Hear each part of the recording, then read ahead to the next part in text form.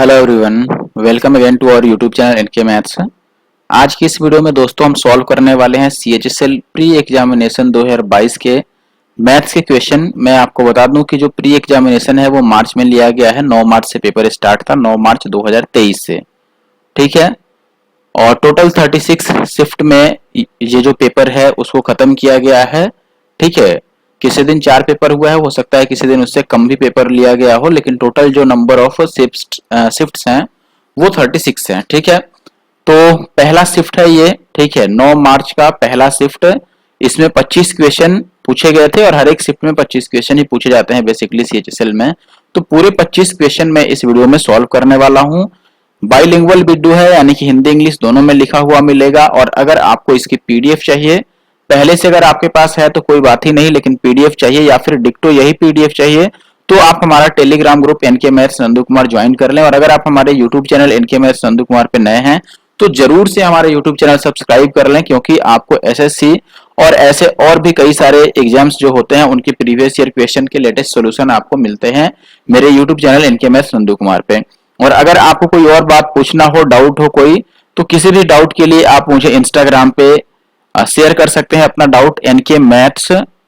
ठीक है, ये इंस्टाग्राम आईडी है, आप सर्च कर सकते हैं इंस्टाग्राम पे और इस पे आके आप अपना कोई भी डाउट मुझे भेज सकते हैं। ठीक है, तो शुरू करने से पहले मैं एक बात और क्लियर कर दूं, जैसे काफी लोगों ने अपना आंसर की का पीडीएफ भेजा नहीं मुझे। ठीक है, तो बहुत कम ही मुझे मिल पाए हैं। देखो इसमें दिक्कत क्या होगा, जैसे मान लो और कई सारे चैनल पे अवेलेबल है आंसर की।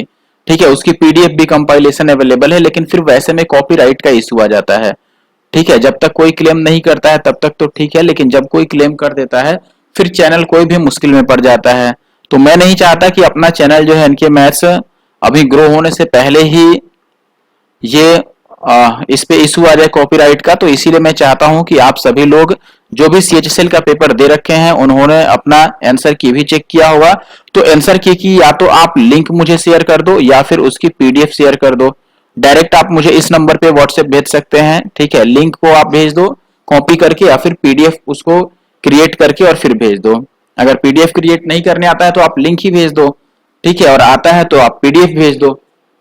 ठीक है, तो मैं आशा करता हूं कि आप लोग जल्दी से अपना अपना जो कॉपी है, पीडीएफ है या फिर आंसर की लिंक है वो मुझे शेयर कर दोगे, ताकि जल्दी से सभी जो शिफ्ट्स हैं उनका सोल्यूशन मैं ला पाऊं और उसकी पीडीएफ में अपने टेलीग्राम ग्रुप पर भी आप सभी तक पहुंचा सकूं। ठीक है, तो आप इस चक्कर में ना रहें कि कहीं और से मैं डाउनलोड कर लूंगा, वो पॉसिबल है लेकिन वहां पे कॉपीराइट का इशू आता है। ठीक है, और फिर वैसे में कुछ क्वालिटी भी लो हो जाती है। जैसे आज का ही आप देखोगे, मैं क्वेश्चन लाता हूं, आप देखोगे कि इंग्लिश वाला जो फॉर्मेट है ये काफी लो क्वालिटी का हो गया है, और इसीलिए मैं आज की वीडियो में इंग्लिश वाले क्वेश्चन को ही रीड करूंगा और हिंदी वाला आप हिंदी वाले लोग रीड कर लेना खुद से। ठीक है, तो पहले क्वेश्चन से हम स्टार्ट कर रहे हैं।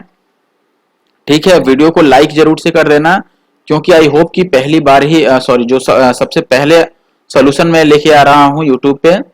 बाकी लोगों से पहले हो सकता है किसी कोई और ला चुका हो, लेकिन मैं अपने नॉलेज में पहली बार ही ला रहा हूं। पहली बार का मतलब सबसे पहले। ठीक है, पहला क्वेश्चन अपने सामने है a plus B plus C is equal to 0 and हमें वैल्यू जो बतानी है वो A cube plus B cube plus C cube minus 3 B C की। आपको अगर इसका फॉर्मूला याद हो तो ये होता है a plus B plus C into A square plus B square plus C square minus A B minus B C और माइनस का सी ए। यही फॉर्मूला होता है। अब आप देखोगे कि चूंकि a प्लस बी प्लस सी ही 0 है तो इसके जगह पे 0 रख लो और बाकी ये कुछ भी है उससे फर्क नहीं पड़ता, 0 से मल्टीप्लाई करके आंसर 0 ही आएगा। यहाँ पे एक चीज और आपने नोटिस किया होगा कि जो आंसर मार्क रहता है, जैसे इसमें यहाँ पे ग्रीन कलर से मार्क रहता है और बाकी सारे जो है यहाँ पे कट कट ऐसे रेड कलर से रहते हैं। ठीक है, लेकिन मैंने क्या किया, यहाँ पे उसको हटा दिया है। दूसरे क्वेश्चन में भी आप देखोगे तो आपको आंसर मार्क नहीं मिलेगा यहाँ पर, और ये मेरा कहा हुआ कथन गलत हो गया यहाँ पे। लेकिन तीसरे क्वेश्चन में आई होप कि नहीं मिले। देखो तीसरे चौथे में नहीं मिलेगा आपको, किसी एक में रह गया है बाय मिस्टेक तो वो अलग बात है। ठीक है, तो दूसरे क्वेश्चन में तो आंसर आपने देख लिया, लेकिन कोई नहीं, चलो क्वेश्चन सॉल्व करते हैं। आजा भाई। क्वेश्चन है, आपसे पूछा गया है लेंथ ऑफ अ कॉर्ड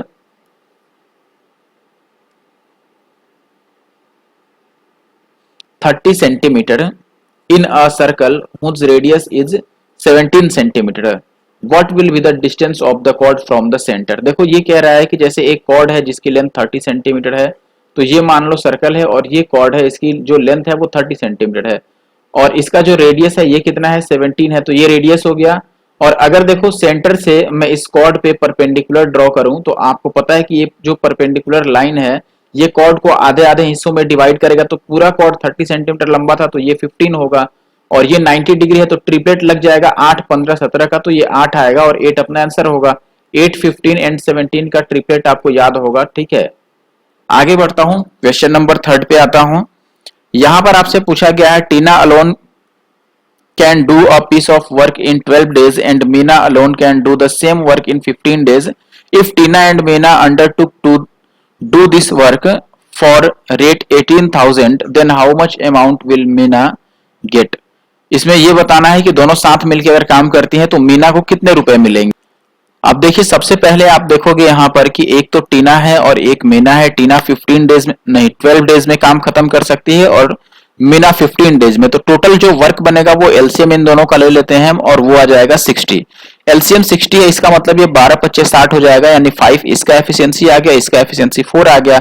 अब देखो चूंकि दोनों ने साथ मिलकर काम किया है, एक साथ बराबर दिन तक काम किया है, तो दिन जब दोनों में बराबर हो गया तो दिन बराबर होने के केस में जो पैसा बटेगा वो एफिशिएंसी में। देखो मैंने भी एक दिन काम किया और दूसरे पर्सन ने भी एक दिन काम किया, लेकिन अब दोनों को 5-5 घंटे ही या दोनों को मान लो 12-12 घंटे ही काम करने पड़े, फिर भी ये चीज जरूरी नहीं कि जितना मैं काम करूं उतना दूसरा पर्सन भी काम करे, क्योंकि दोनों की एफिशिएंसी अलग हो जाएगी।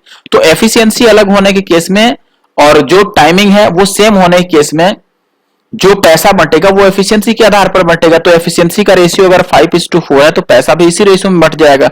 तो 5 और 4 9 की वैल्यू अगर 18,000 है दोस्तों, यानी कि डबल, तो 4 की वैल्यू भी डबल हो जाएगी, यानी कि 8,000 आंसर आएगा। Option D will be the answer.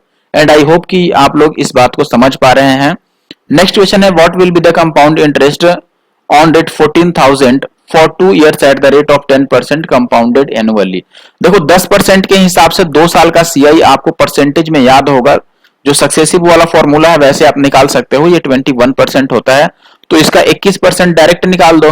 इसका 1% हो जाएगा कितना 140, और इसको 21 से मल्टीप्लाई कर दो तो लास्ट में 0 आएगा, 14 एकम 14, लास्ट में 4 भी आएगा।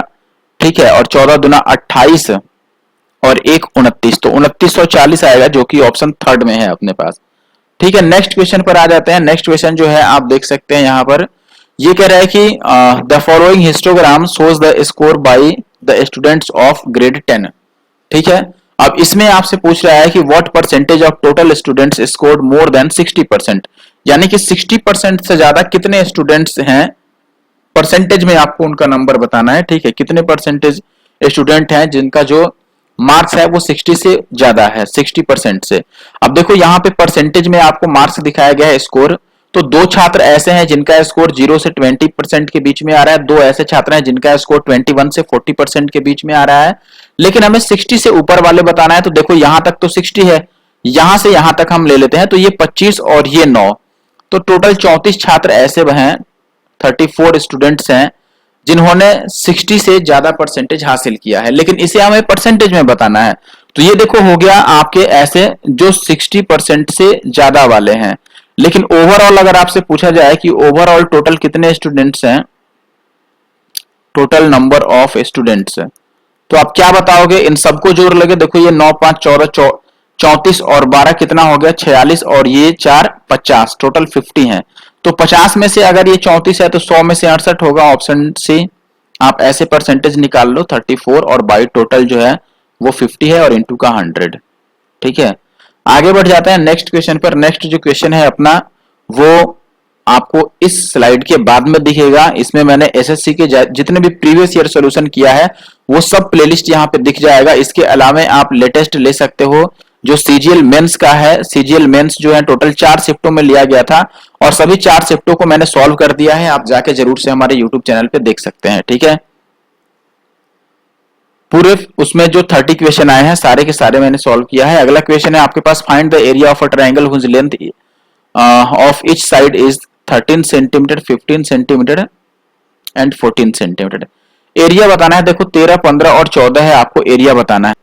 अगर किसी को याद हो, मैंने पहले एक बार बताया था कि जब भी 13, 14, 15 आपको साइड दिखे तो जो एरिया आता है ट्रायंगल का वो 84 आता है। ठीक है, निकलेगा कैसे, हम हीरोन फॉर्मूला यूज करेंगे। ठीक है, हीरोन्स फॉर्मूला जो होता है, लेकिन ये चीज आपको याद रहना चाहिए, ये बहुत यूजफुल है। ठीक है, बहुत जगह ये काम आता है और प्रीवियस ईयर में भी बहुत बार रिपीट हुआ है।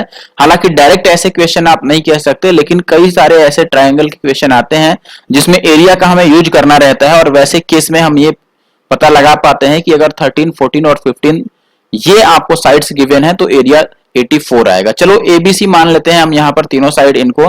तो आप जब एस निकालोगे यानी कि सेमी पेरीमीटर अर्ध परिमाप, तो वो a plus B plus C by 2 होता है। इन सबको ऐड करोगे तो ये 42 आएगा और आधा कितना हो जाएगा 21। हीरोन्स फॉर्मूला आपको याद होगा, ये होता है under root S into S minus A और S minus B into S minus C, यही होता है। तो एस की जगह पे आप 21 लिखोगे, 21 में से 13 को माइनस करोगे 8, 15 को माइनस करोगे 6 और 14 को माइनस करोगे 7।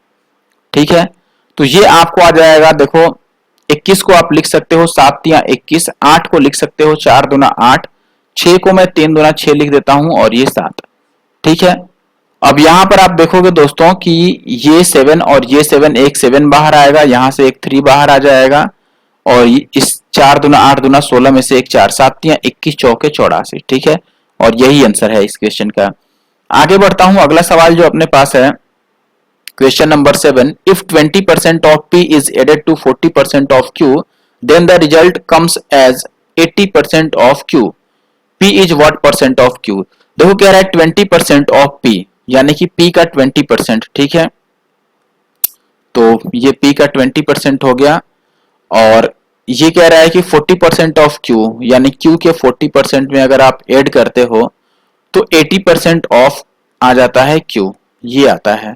तो आपको बताना है कि P Q का कितना परसेंट है। तो P और Q का रेशियो बेसिकली हमें निकालना होगा। अगर इसको मैं इधर भेज दूं तो ये P का 20% जो है ये आ जाएगा Q के 40% के बराबर। ठीक है, ये 40% हो गया, तो P बाई Q जो आ गया ये आ गया 2/1।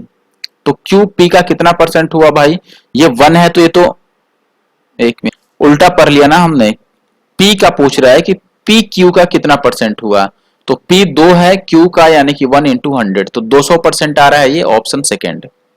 ठीक है, वीडियो अच्छा लग रहा है तो हमारा यूट्यूब चैनल जो है एनके मैथ्स, इसको जरूर से सब्सक्राइब कर लें और इस वीडियो को लाइक करके जाएं। ठीक है, अगला क्वेश्चन है P by Q R by S T by you, ये सब 2/5 के बराबर है, तो इसकी वैल्यू पूछ रहा है। देखो ये मैंने कई बार पढ़ा दिया है, आपने अगर पढ़ा हो तो, या फिर बाकी किसी भी टीचर से अगर आपने पढ़ा होगा रेशियो एंड प्रोपोर्शन, तो मैंने बताया है कि जब ये सेम होता है तो इसका आंसर 2/5 ही रह जाता है, क्योंकि यहाँ पे कांस्टेंट वैल्यू सेम हो जाती है। ठीक है, आप चाहो तो वैल्यू पुट करके भी इसको सॉल्व कर सकते हो, तो भी 2/5 ही आएगा, क्योंकि लास्ट में होगा क्या, आपको लास्ट के केस में आपको कॉमन मिल जाएगा, और ये चीज कॉमन होने के कारण कैंसिल आउट हो जाएगा और बस यही रह जाएगा, तो 2/5 ही बचेगा। ठीक है, हालांकि ये डायरेक्ट आपको याद होना चाहिए। अगले क्वेश्चन में कह रहा है कि the average savings of all companies in what is what percentage of percent, वही बात है, of the average expenditure of all companies, यानी कि सेविंग का एक्सपेंडिचर से आपको बता देना है परसेंटेज। ठीक है, अच्छा चलो पहले यहां पर देखते हैं सेविंग। सेविंग जो है ये व्हाइट वाला है और जो ग्रे वाला है वो एक्सपेंडिचर है। सेविंग कितना है ऐड कर लो आप, तो ये 16 और 6 22 और 12 कितना हो जाएगा, 22 और 12 34, 34 और 6 हो जाएगा 40 और 8 48, तो 4800 टोटल हो गया। ठीक है, ये हो गया सेविंग्स। अब अगर मैं एक्सपेंडिचर की बात करूं तो आपको इन्हें ऐड करना होगा। ये देखो 200 और 8 1000 हो गया, और ये 1600 और 4 2000 और 2000 ये 4000 आ गया। ठीक है, तो आपको बस यही बताना है कि 4800 जो है ये 4000 का कितना परसेंट हुआ। 2 0 से 2 0 और ये 0 से 0, 4 से आप काटोगे तो ये 12 चौके 48, 120% होगा, यानी कि ऑप्शन बी। ठीक है, आगे बढ़ते हैं। अगला सवाल में आपको इसकी वैल्यू बतानी है, तो ये सिंपलीफिकेशन का क्वेश्चन हो गया। पहले ब्रैकेट सॉल्व कर लो आप, तो 13 दहा 130 और 25 उसमें ऐड कर लोगे 155 आ गया, और माइनस इसको 12 से मल्टीप्लाई कर लो तो ये 12 चौके 48। ठीक है, और 12 चौके 48 और 4 52, तो ये 8 में से 5 को माइनस करोगे 4, 2 में से 5 को माइनस करोगे 12 में से 5 माइनस करोगे तो 7, और ये आ गया 4 में से 1 माइनस करोगे 3, तो 373 इसमें आंसर आ रहा है। ठीक है, और यही इसका सही आंसर भी है। आगे बढ़ जाते हैं। नेक्स्ट क्वेश्चन है the average of 32, 34, 38, 21, 26 and x is 30। तो x की वैल्यू बतानी है। अब सबका एवरेज देखो यहाँ पर इजी हुआ कि हम बेसिक से ही सॉल्व कर लें। आप चाहो तो किसी को एवरेज ले भी सकते हो, पहले से ही एवरेज x दे रखा है। देखो एवरेज 30 दे रखा है, ये 30 से कितना ज्यादा है, 2 ज्यादा है। ये कितना ज्यादा है, 4। ये कितना ज्यादा है, 8। ये कम कितना है, 9। ये कम कितना है, 4। तो देखो 9 4 13 कम है, और ये 8 4 12 और 2 14 ज्यादा और 13 कम, यानी कि ओवरऑल 1 का अंतर आएगा। ठीक है, 1 प्लस में आ रहा है, ये बात आप समझ रहे हो ना। 1 प्लस में आने का मतलब कि 1 एक्स्ट्रा है तो x का मान 1 कम होगा। 30 में से 1 कम कर लो, 29। या फिर आप बेसिक फॉर्मूला भी यूज कर सकते हो, वो भी इतना मुश्किल नहीं होगा क्योंकि कैलकुलेशन इजी है। ये क्वेश्चन आ गया, आपको इसको सिंप्लीफाई करना है। ठीक है, तो सिंप्लीफाई कर लेते हैं। देखो ये 1 plus x square upon 1 minus x, इसको आप मल्टीप्लाई अगर लिखोगे तो 1 माइनस एक्स तो ऊपर चला जाएगा। और ये देखो 1 स्क्वायर और ये एक्स के स्क्वायर का स्क्वायर है, तो ये ए स्क्वायर माइनस बी स्क्वायर आ गया। तो ये लिखोगे 1 प्लस एक्स स्क्वायर, और 1 माइनस एक्स स्क्वायर को आप 2 बार लिख सकते हो। एक तो लिख सकते हो 1 माइनस एक्स, और एक लिख सकते हो 1 प्लस एक्स। ठीक है, और इंटू ये जो लिखा है इसको ऐसे रहने दो, एक्स 1 माइनस एक्स और अपॉन आ गया 1 प्लस एक्स। अब जो कैंसिल हो रहा है वो कैंसिल कर दो, इससे ये कैंसिल हो गया, इससे ये कैंसिल हो गया, इससे ये कैंसिल हो गया। तो ऊपर x आ गया और नीचे आ गया 1 प्लस एक्स का होल स्क्वायर। ठीक है, तो x और 1 प्लस एक्स का होल स्क्वायर। यार ये x माइनस में क्यों दे रखा है इसको, क्योंकि ऑप्शन तो यही मिलता जुलता लग रहा है और इसमें माइनस में है x। चेक करो कहीं पर कुछ मिस्टेक हो गया। अच्छा देखो ये x माइनस 1 था, तो यहां पर हमें ऐसे ना लिख के इसे x माइनस 1 लिखना था, और अगर 1 माइनस एक्स लिखना है तो हमें माइनस 1 कॉमन लेना पड़ेगा। ये आप भी समझ रहे हो, तो ये चीज निगेटिव आएगा, ऑप्शन डी। नेक्स्ट क्वेश्चन पे आते हैं। नेक्स्ट क्वेश्चन ये है आपका लंबा चौड़ा देखने में। अच्छा देखो ये 5/2 है, और इस डिवाइड को अगर मल्टीप्लाई मैं लिखूं तो ये भी 5/2 हो जाएगा। ठीक है, और इंटू ये एक है आपका 1/5 माइनस ये 1/5, और डिवाइड को मल्टीप्लाई लिखूं तो ये 5/3 और इंटू 5/2। मैं इक्वेशन लिख भी देता हूं, आप इसे समझ भी पाओगे कि क्या लिखा हुआ है अगर आपको ये क्लियर नहीं विजिबल है तो। ये देखो नीचे जो लिखा है ये 2/5 है, और इंटू 1/5 को मैं 5/1 लिख देता हूं, और माइनस 1/2 इंटू 5/2, और जो डिवाइड है उसको मल्टीप्लाई करोगे तो 4/25 हो जाएगा, प्लस 1/2 और इंटू 5/2 और इंटू 1/5। ठीक है, अब मल्टीप्लाई कर लीजिए, यहाँ 5 से 5 कैंसिल आउट होगा। तो अगर मैं ऊपर वाले को ही सॉल्व करूं तो ये आ जाएगा 5 और बटा 4। ठीक है, और माइनस ये 5 से 5 कट जाएगा। ठीक है ना, कितना बच गया, ये 5/6। एलसीएम कितना हो जाएगा 12, और ये 4 तिया 12, तो 5 तिया 15 और 6 दूना 12, तो 5 दूना 10, 5/12 आ गया। इनको भी सॉल्व कर लेते हैं। ये देखो एक ये 5 से 5 कैंसिल आउट हो गया, तो ये 2 बचा, और माइनस ये 2 दूना 4 से 4 और 5 5 25, तो ये 1/5 आ गया, और प्लस का ये कितना आ जाएगा 5 से 5, तो ये 1/4 आ गया। इसको सॉल्व करोगे एलसीएम 20 आ जाएगा, और ये 20 दूना 40 और माइनस 4 प्लस 5, यानी कि ये आपका आ गया 41/20। तो ओवरऑल कितना बचा, ऊपर 5/12 नीचे 41/20, तो ये आ जाएगा 5/12 गुणा में 20/41। ठीक है, अब काटोगे तो ये देखो 4 से 3 बार में कट जाएगा, और ये 4 से 5 बार में, तो ऊपर 25 आ गया और नीचे आ गया 123, यानी कि ऑप्शन थर्ड। ठीक, नेक्स्ट क्वेश्चन देखिए, यहाँ पर आपसे पूछा है 2/5 of mark price is equal to 5/8 of selling price, discount percentage पूछ रहा है। देखो मार्क प्राइस का 2/5 और सेलिंग प्राइस का 5/8 ये सेम है, तो यहां से मार्क प्राइस का सेलिंग प्राइस के साथ क्या रेशियो बनेगा, तो आप बोलोगे 5/8 डिवाइडेड बाई 2/5, यानी कि 5/2 ये बनेगा। तो ये आ गया 25 और बटा 16। मार्क प्राइस अगर 25 है तो 16 रुपए में बेचा गया, तो कितने का डिस्काउंट हो गया, 9 का डिस्काउंट हो गया, कितने पे, 25 पे, और इंटू का 100, तो ये 25 चौके 100 और 9 चौके 36, यानी कि 36% का डिस्काउंट हो गया।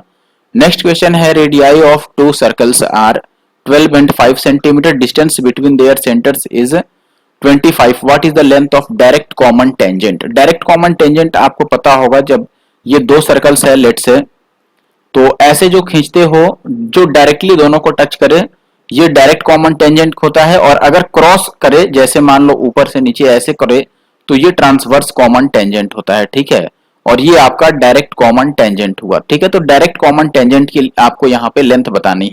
अब डायरेक्ट कॉमन टेंजेंट निकालने का जो फॉर्मूला होता है ये क्या होता है दोस्तों, under root R minus R का स्क्वायर और plus distance between the centres यानी डी स्क्वायर आप लिख सकते हो सीधे सीधे। ठीक है, अब देखो यहाँ पे माइनस आएगा, सॉरी, जो भी इसमें बड़ा हो वो इधर लिख लो। जैसे मान लो डिस्टेंस बिटवीन आर आर ये जो आ रहा है ये आपका 7 आ रहा है।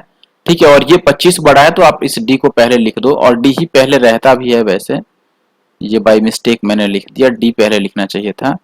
डी स्क्वायर और माइनस आर का स्क्वायर। ये ध्यान रखना कि ट्रांसवर्स कॉमन टेंजेंट में यहाँ प्लस आएगा। ठीक है, अब ये देखे चूंकि यहाँ पे ये ट्रिपलेट का खेल है तो देखो कि ये 7 आ रहा है और ये 25 तो एक 24 ही होगा, सीधे सीधे आप लगा सकते हो, या डी के जगह पर 25 का स्क्वायर और माइनस ये 7 का स्क्वायर यूज भी कर सकते हो। आगे बढ़ जाते हैं क्वेश्चन नंबर 16 की अगर मैं बात करूं तो क्वेश्चन नंबर 16 में आपसे कह रहा है कि जो J1 है ये है the value of average number of pens sold by P in all 5 months. P ने पूरे 5 महीनों में जो एवरेज पेन बेचा हुआ है वो। ठीक है, और जो आपका J2 है यहाँ पर, J2 जो है ये है the value of average number of pen sold by Q। ठीक है, यानी कि Q का है वो एवरेज और हमें J1 बाई J2 बताना है। तो पहले मैं J1 निकाल लेता हूं, यानी कि इसका एवरेज क्या होगा, तो ये होगा 100 और ये 10 से जोड़ता हूं, 10 और 8 18 और 4 22 और ये 4 22 और 4 26 यानी 260 हो गया। J2 क्या होगा, J2 की अगर मैं बात करूं तो वो Q का एवरेज है। ठीक है, तो ये हो जाएगा 10 और 20 30 और ये 20 50 और ये 50 100 और ये 100 200 260 हो गया, ये भी 260 ही होगा। तो दोनों का जो रेशियो आएगा ये तो 1 ही आएगा। हमें J1 बाई J2 बताना है। अब ये मत समझना कि एवरेज निकालने के लिए मैंने नंबर से क्यों नहीं डिवाइड किया, नंबर से इसलिए नहीं डिवाइड किया क्योंकि दोनों में ही टोटल 5 नंबर है तो वो 5 तो कैंसिल आउट होना है। तो ये 260 बाई 260 रखोगे तो 1 ही आ जाएगा। ठीक है, ये बस देखने के लिए, भ्रमित करने के लिए लंबा क्वेश्चन लिखा गया है। कॉट वाई दिया है, कॉस स्क्वायर वाई आपसे पूछ रहा है। ठीक है, अच्छा देखो कॉट वाई दिया गया है तो कॉट जो होता है ये क्या होता है, बी बाई पी, यानी कि b जो है ये 12 है और p जो है ये 5 है। तो h कितना हो जाएगा, 5 12 13 का ट्रिपलेट याद होगा तो ये 13 हो जाएगा। और cos जो होता है ये b बाई h होता है तो इसका स्क्वायर करना है। b यानी कि 12 बटा 13 का स्क्वायर, तो ये 144 और बटा 169 आएगा। तो ये तो क्वेश्चन इजी निकल गया ना।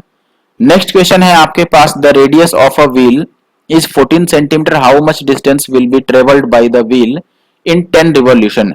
एक रिवॉल्यूशन में आपको पता है कि जो डिस्टेंस होता है वो 2 पाई आर होता है, तो 10 रिवॉल्यूशन में इसका 10 टाइम्स होगा। जब ये 14 है, देखो 7 के केस में अगर रेडियस 7 है तो आपको याद रखना है कि ऐसे में जो इसका सरकमफ्रेंस बनता है यानी कि परिधि वो बनता है 44 और जो एरिया बनता है सर्कल का यानी कि पाई आर स्क्वायर ये बनता है 154। इसको याद रख के आप कई सारे क्वेश्चन इजीली सॉल्व कर सकते हो। जैसे यहीं पे आप देखोगे, अब एक मिनट यार, चलो कोई बात नहीं, मत देखो, चलो इसको रहने दो ऐसे ही। यहाँ पे आप ये चीज नोटिस करोगे कि 2 पाई आर जो है ये 44 होगा और इंटू का ये 10 टाइम्स नहीं, 10 चक्कर चलने में कितनी दूरी तय करेगा, पहिए की त्रिज्या है 14 तो 2 पाई आर, अच्छा हाँ मैं ही गलत सोच रहा हूँ ना। 7 के केस में ये 2 पाई आर 44 होता है लेकिन ये तो 14 है ना, रेडियस 14 है।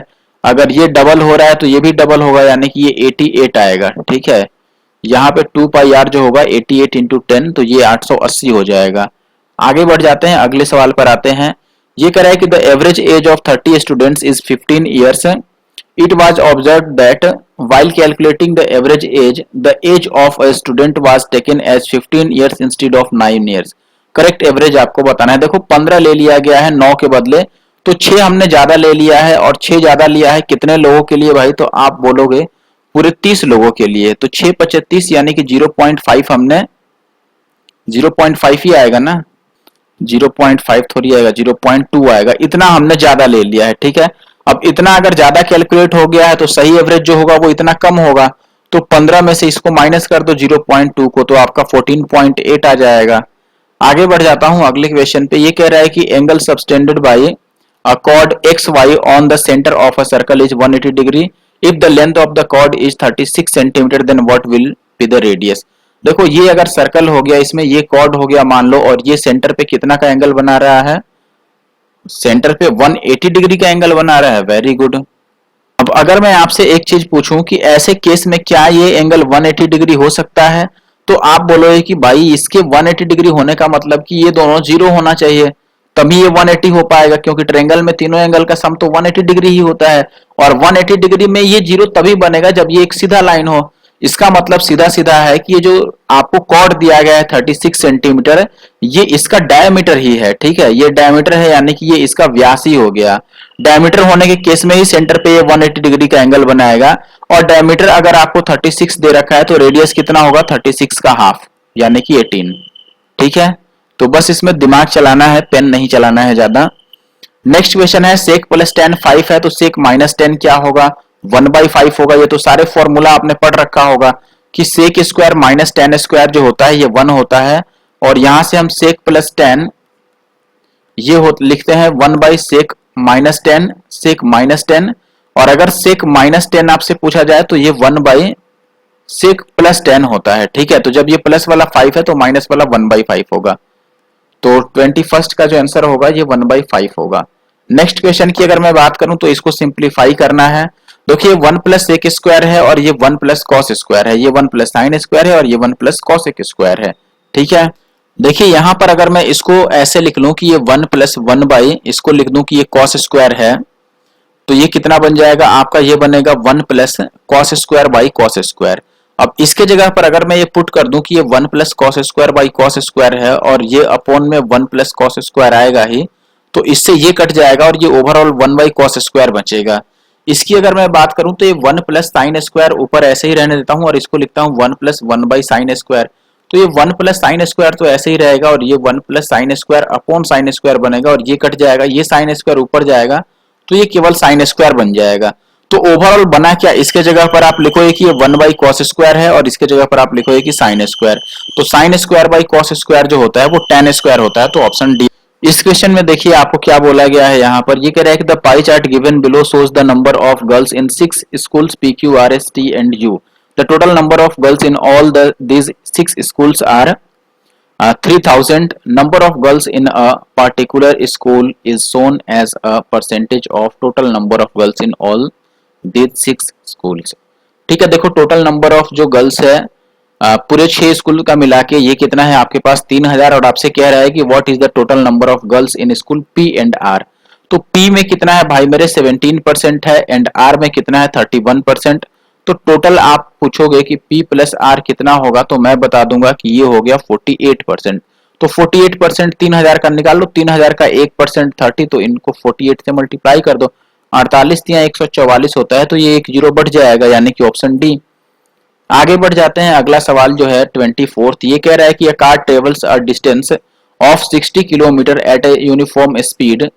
If the speed of car is increased by 8 km per hour, then it takes 2 hours less to cover the same distance। ये कह रहा है कि देखो 8 किलोमीटर अगर हम बढ़ा दें तो 2 घंटे कम टाइम लगते हैं, तो आपको स्पीड ऑफ कार बताना है।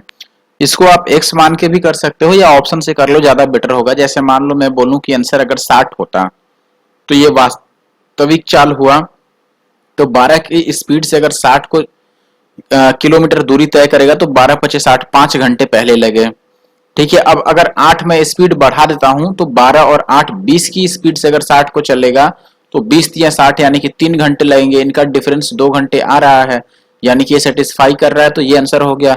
15 को भी आप चेक कर सकते हैं, मान लो स्पीड में 15 मानता हूं तो 15 चौके 60, 4 घंटे ऐसे लगे, और जब 8 बढ़ा देंगे तो 23 से 60 कटेगा ही नहीं, तो ये आंसर होने से रहा।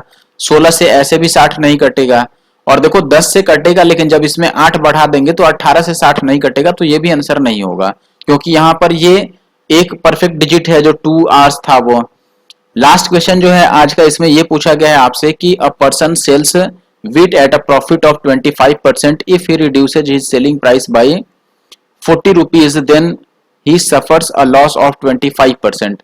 पर देखो 40 रुपए अगर वो कम कर लेता है सेलिंग प्राइस तो 25% का लॉस हो जाता है, तो आपको बताना है कि सेलिंग प्राइस क्या था उसका। ठीक है, 25% के प्रॉफिट पर बेचता है, अगर विक्रय मूल्य को वो 40 रुपए घटाता है तो 25% का लॉस हो जाता है उसे। अब सीधी भाषा में एक बात समझिए, मान लो मैं ये मान के चलता हूं कि जो कॉस्ट प्राइस है वो 100x है, ठीक है।